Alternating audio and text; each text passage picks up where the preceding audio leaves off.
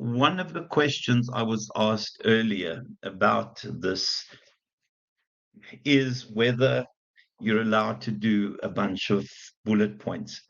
I do not want to see bullet points, guys. Bullet points essentially create the impression of a staccato bit of music. So it's staccato writing. It's like rat tat tat tat tat. That doesn't read very well. So please use full paragraphs. It's in exceptional circumstances where I will allow you guys to use bullet points. My idea of this is that we're building you guys towards honors, and you'll see towards masters, and you'll see in second semester we'll do that.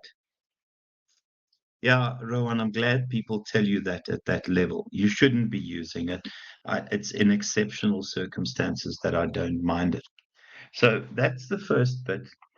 The second bit is that if we look here in terms of the instructions, okay, for me, and when I did this, I thought that it would be on the basis of you answering an assignment. Key, though, is that you have to reference. The only thing that you don't reference is common knowledge. And if you draw information from a different source, please make sure that that source is peer reviewed. I think I showed you guys last week, and it must be on the recordings as well, how to use what's it called? Zotero. Did I do that with you guys? Did we have a glance at Zotero, the referencing thing?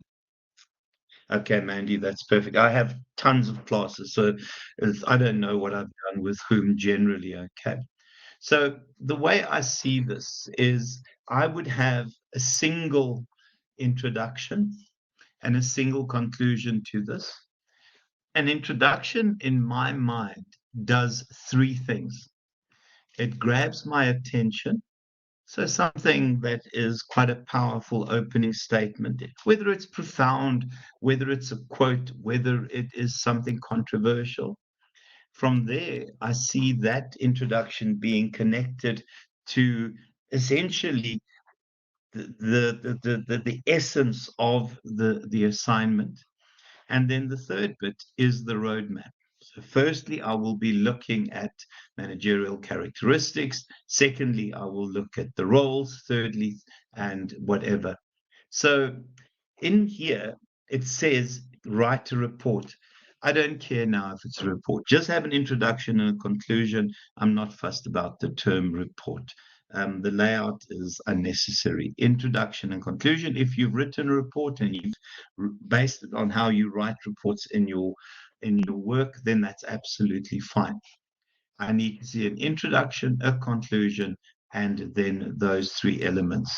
That to me is there. What I've tried to do, guys, is to give you a sense of what you will need to do in order to get really good marks. So if you glance at that, I think I'm pretty clear in terms of the difference between what will be an 80 and what will be a 70, etc. And you'll see where else marks are allocated. And then the second one as well, I think, is this the same thing would have been said. Yeah, the idea of putting together the sort of management and then also a separate introduction for question 2 and a separate conclusion. So simple to do that, nothing too dramatic. Okay, so let's have a glance very quickly at the questions and what we expect. Now, my apologies, what I'm going to default to is I'm just going to go to the electronic version of the textbook that we made available to you guys. Okay, I need to see where I've put that. Oh, I do know where it is. Hold on a second.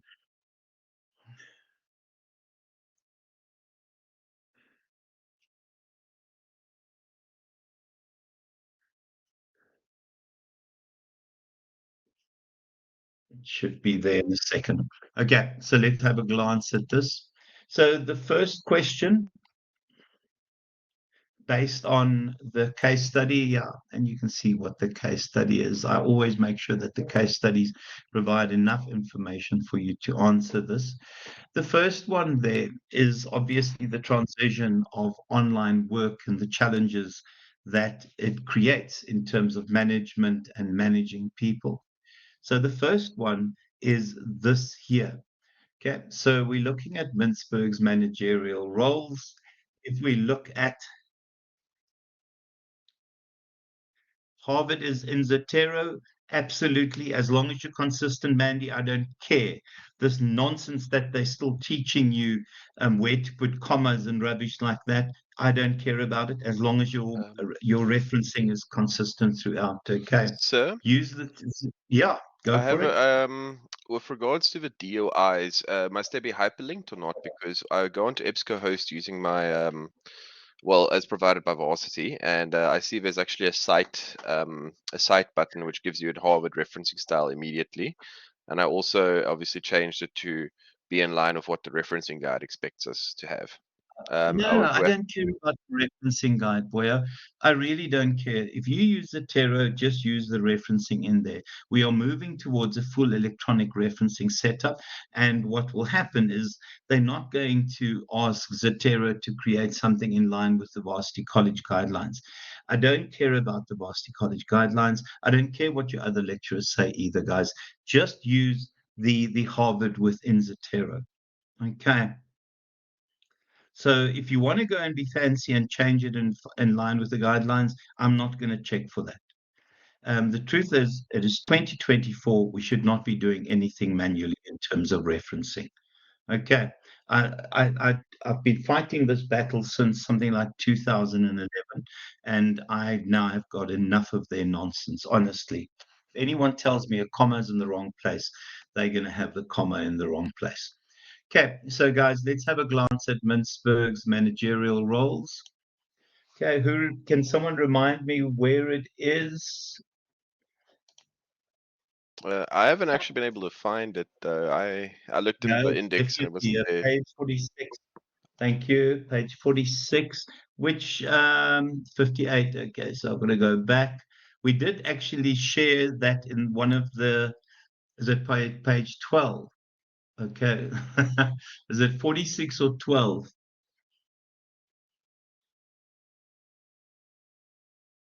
Yeah, there it is. Well done. Whoever said 46 minus 25%. Mind you, I've messed up already, so I can't take marks off for people who say silly things because I'm very good at that. Right. So in terms of this, in the electronic version, it is page 13. Obviously, I think Tanya might be referring to the textbook. I would use this. I really, its content is exactly the same. It might just be on different chapters and different pages. Right. So the first thing that you need to remember, guys, not all of these will be affected in the same way by people moving now to work from home situations. So you've got to prioritize those that essentially would be the most impacted by that. So, in terms of the interpersonal roles, the figurehead, I couldn't care about that because why would you want to write about something that really isn't affected by what people do online? The second one for me is essential.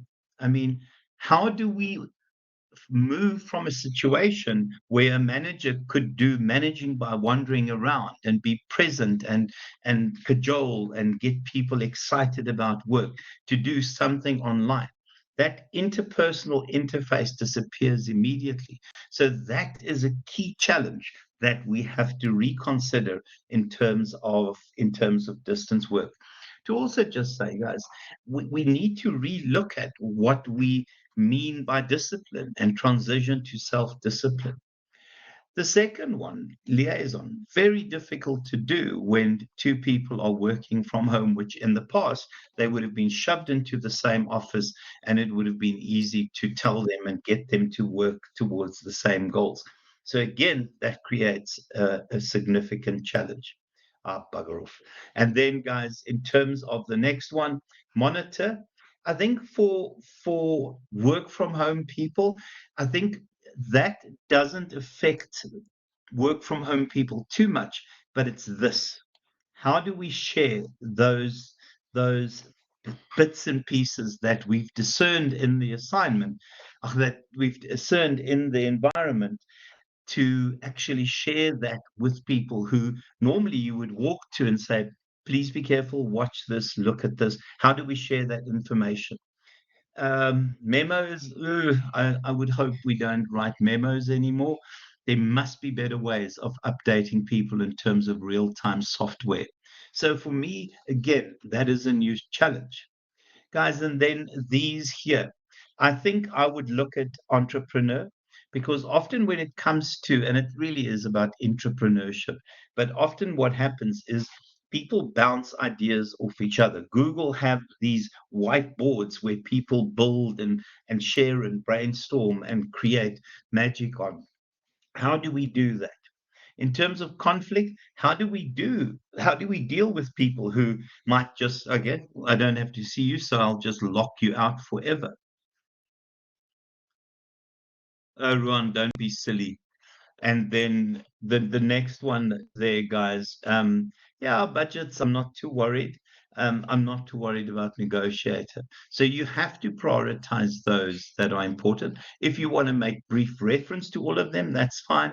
But I would prioritize these. Essentially, will be the ones that need specific attention.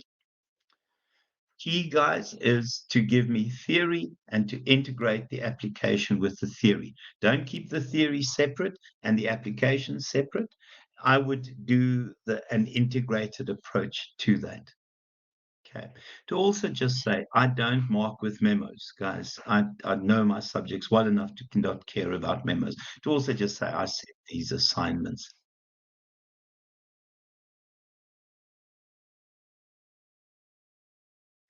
That's exactly. I want coherence in your thinking. I want coherence in the way that you present the information. Guys, can I also just say, in light of that, have a glance at the way I give marks. It is knowledge, analysis, and substantiation. And to do that, you have to integrate the application with the theory. So you have to make sure that the application gives life to the theory that you're using. At this level, it is about making sure that we can apply it within. Oh, fantastic, Tanya. Fantastic. It's really about giving life to the theory, because the truth is, the day I start teaching theories for the sake of theories would be the day that I actually resign. Okay, so the first one there, but look at the different elements, okay? Um, yeah, so there it is. Guys, the second part is overall comprehensiveness. I want to see whether you're able to address each of the key elements. And comprehensiveness doesn't mean volumes of nonsense. It means that you've discerned, you've prioritized, and you've connected the dots in terms of that. Gerardo, I don't answer that kind of stuff, Boyo. I think at this level, you need to know that. I think you need to have a sense of what would be substantial enough, what would give enough value to connect the application with the theory. I think I hate saying two sentences. Yeah, for me, I just always say answer the question, and that's why I'm not always too fussed about the word count, etc. So the first bit is there. I don't think there should be any dramas with that. The second bit, guys, you remember I said this is where I used a bit of poetic license. The Hi, Anastasia. Okay. So the second bit here is the challenges faced by managers in the context of the new workplace. Um, this is the bit that I said you had to look at. It talks about the new workplace. In terms of the new workplace, oh, don't worry about that, Anastasia. Have you seen how many mistakes I make with admin and stuff? Oh, don't apologize. I promise you, you're dealing with somebody who just bloody hates admin.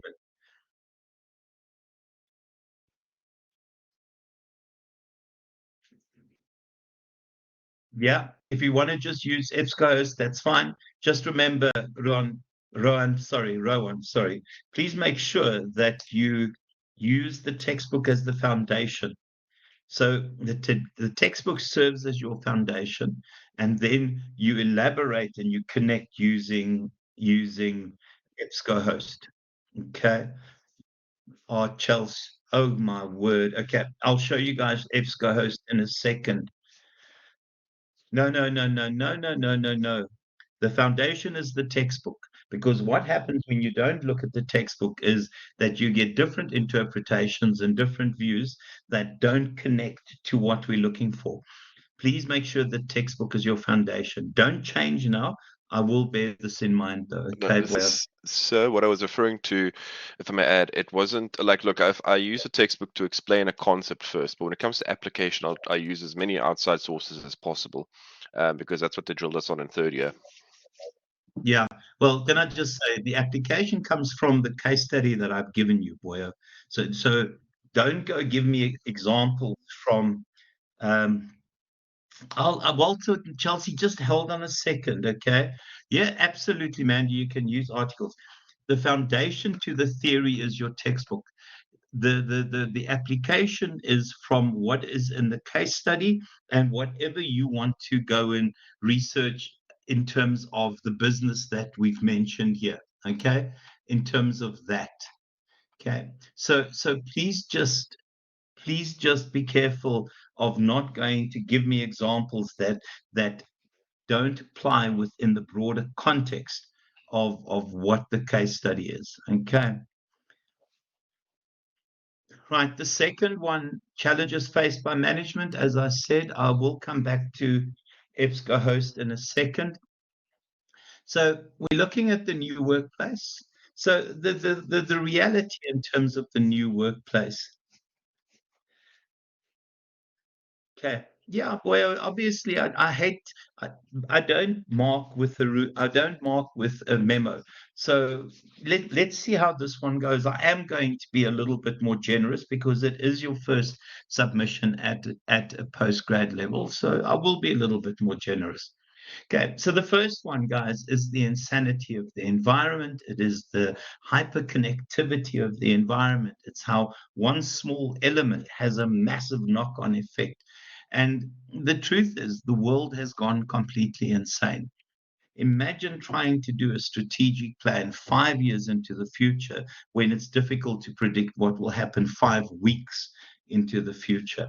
So, in terms of the first one, you need to talk about how insane the environment has gone and how difficult it is to remain relevant and keep in step. The second one is management of diversity. I think in South Africa, it is about transformation from an Employment Equity Act perspective. But the truth is, you will end up, when you work online, with working with people from a variety of continents, from a variety of languages, from a variety of beliefs and religious and other systems. Right. The women thing, if you want to talk about it, you absolutely can. I think work from home does in fact help single moms and housewives, etc., and it will attract a new group of people into the workplace. And then, guys, you need to look at the idea. Now, remember, some of this stuff is not South African. So don't talk about Americans with disabilities. You'll talk about the Employment Equity Act and the fact that you can't discriminate on the basis of disability. Okay. But yeah, okay, we'll leave it at that. Guys, and then also the idea of the millennials entering and the Gen Zs. And this is the first time in the history of the world that you will have one, two, three, four, five generations working together in the same office. So the truth is, you will have a multitude of people. I found out that in Pietermaritzburg, where I lecture, or one of the other places I lecture, I also lecture at Westville. that there's a lecturer that's 22 years old. And I thought, oh my gosh, this is now insane. I need to retire because Gen 22 makes you Gen Z. And then we've got millennials, and oh my gosh, yeah, no, sorry, it can only be 4 generations. I'm pushing my luck a little bit. So different values, different ways of looking at the world. And I think this idea that we need to create an environment that is attractive. We need to create an environment where people who now are considered knowledge workers actually can see value for themselves. The world has changed, and we need to realize that we need to adjust in terms of those changes.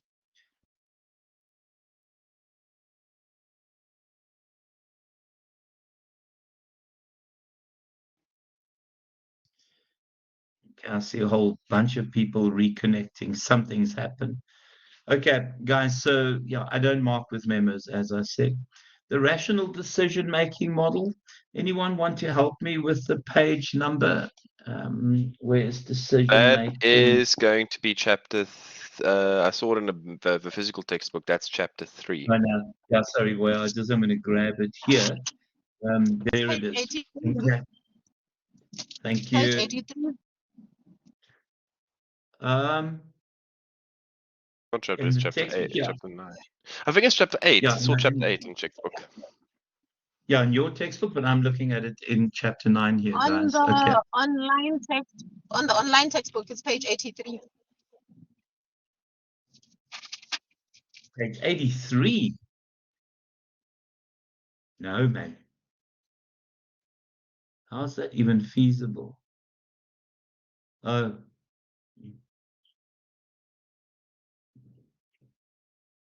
Sorry, I moved to the second part of the questions. oh, you are irritating me, woman. That's minus 25%. Fortunately, oh, Ongaziwe. Oh, I'm just going to take the marks off. I thought I didn't see who it was. That's my evil laugh. You haven't heard it yet, but it's about to appear. It's There we are. okay.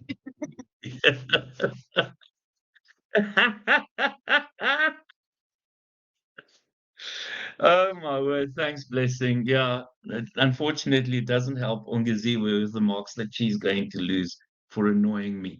Okay, so in terms of this decision-making process, guys, so if we go there, I think when COVID-19 happened, certain companies saw COVID-19 as a black swan. I don't know if anyone knows what a black swan is. What is it, Ruan?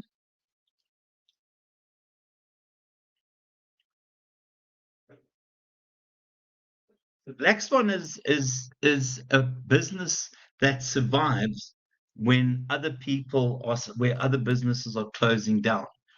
It's a business that's able to repurpose itself in order to thrive when the economy is hit hard, when other people are busy closing down. So, in terms of businesses that survived, they had repurposed themselves effectively. Yeah, it's an unpredictable event that people capitalize on. It really is an event people capitalize on, and not everyone gets that right. So, in terms of the decision making process, um, we've spoken about it in the last lecture. The first bit is to obviously take a step back from the problem and isolate the cause from the symptoms. The symptoms are multiple here, but the cause is that essentially we have to close the business down. We are on full lockdown. The symptoms are many, there are many. And then in terms of that, so we have to almost create the cause and then write an objective that would reflect what that cause would look like once it's been effectively dealt with. So you would have your cause, which is the deficiency, and then you would have to write an objective essentially indicating what the ideal would be. And it would be to be in a position to continue operating whilst maintaining adhering to the lockdown guidelines. Now you know that this is the cause, this is the ideal, you can shove in alternatives. Now, I don't care how many alternatives you put in there, you will evaluate alternatives. The key thing in terms of alternatives is that you want an alternative that will give you maximum goal achievement with minimum cost. Select the alternative, implement, and then to follow up on that. So there's no dramas in terms of that one. Again, it's about integrating theory and application. The next question. Okay, yeah, this is the take a lot one. Again, guys, I've given so much information here for you to work with. So we talk about effective management. The thing you need to do here is that the external environmental analysis. There are two components to the external environment. There is the pestle component, and Leah did say, and thanks for that, Leah, use that wonderful, colorful picture that I gave you with the pestle. It gives you a wonderful indication of how to write your pestle elements. So if I go here, I'm going to cheat. PESTEL.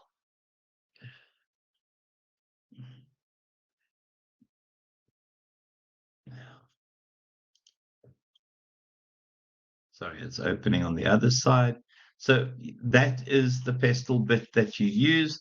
And honestly, you can look at the reality, government policy. Have they got policies that essentially promote new businesses investing? Will there be imports? What is the reality? And you can look again in terms of those to determine what the repositioning strategy of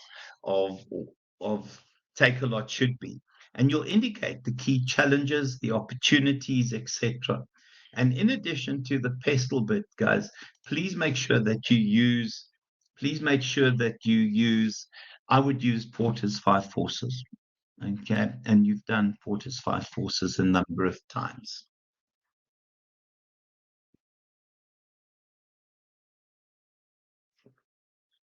%, Rowan. Absolutely right.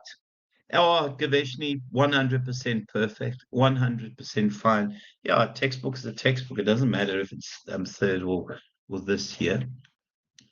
And then in terms of that, 6 mechanisms to adapt to environments, I'm assuming that it's in here. Where is that?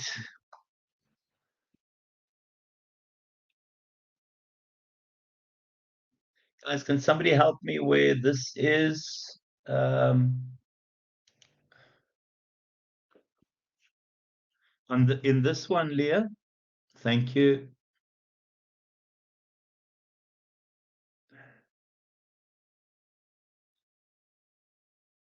No, what is it in this page? And in here, guys. Thanks, Mark. Right. So how do we adapt to the environment? And I've given really good information there. Yeah, so we spoke, or we will talk about how information is the lifeblood of an organization. So you need to know what is happening in the external environment. You need to find a way of tracking what is going to happen in the external environment.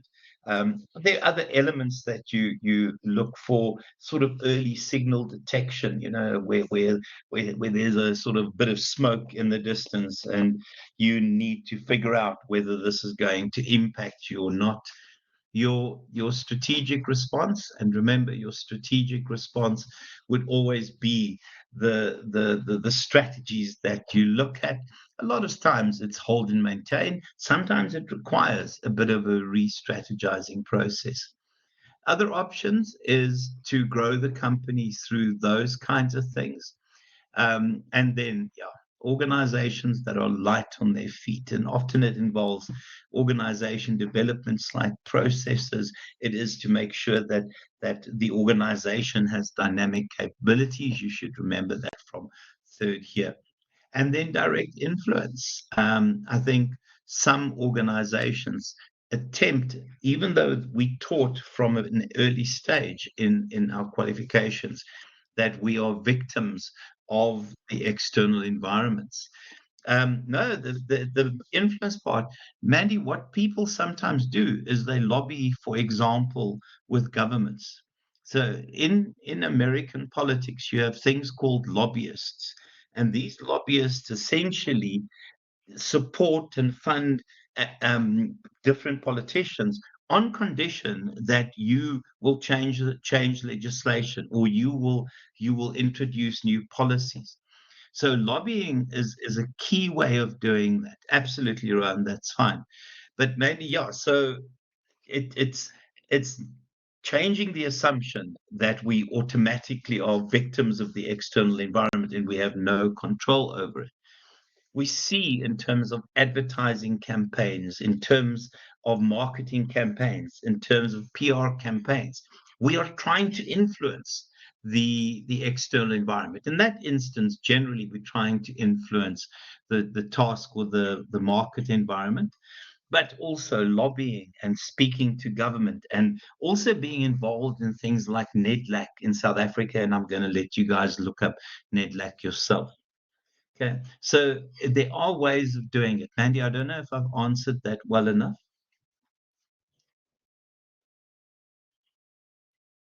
Andy, are you there? Okay, perfect. Right, and then again, there is the rubric, and yeah, make the magic happen. I'm just going to stop this recording now so that I can do the